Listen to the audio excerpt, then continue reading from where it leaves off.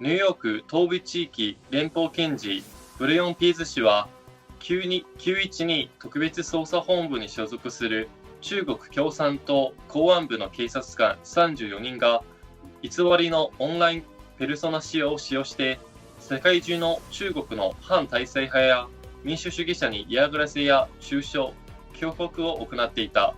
今日の告発は中国共産党に対して我々はあなた方の一挙一動を監視しており、そちらが何をしているのかを知っており、アメリカでこうした邪悪な行為が行われないよう阻止するという非常に明確な回答を送るものである。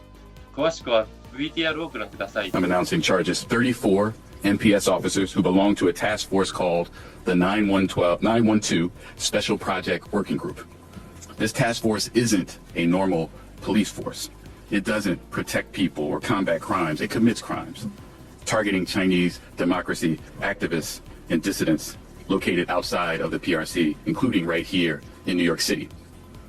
This task force operates as an internet troll farm, creating thousands of fake online personas, which they use in a coordinated plot to harass, disparage, and threaten dissidents and activists throughout the world.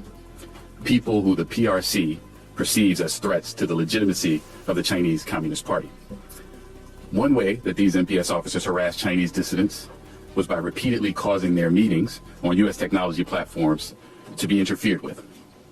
For example, in an online video conference on the topic of countering communism, task force officers flooded the video conference and drowned out the meeting with loud music and vulgar screams and threats directed at Chinese dissidents.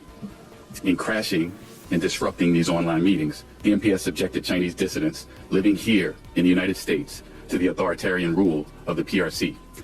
That is unacceptable. And in addition to threatening and harassing Chinese dissidents, the NPS officers use their fake online personas to spread official Chinese government propaganda and narratives to counter and overwhelm the dissidents' pro-democracy speech.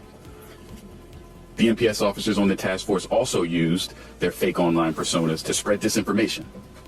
Among other items, the official PRC disinformation suggested the weakness of U.S. democracy and foreign policy, sought to sow political divisions in U.S. national elections, and conveyed conspiracy theories regarding the U.S. government's alleged responsibility for the origins of the COVID-19 pandemic.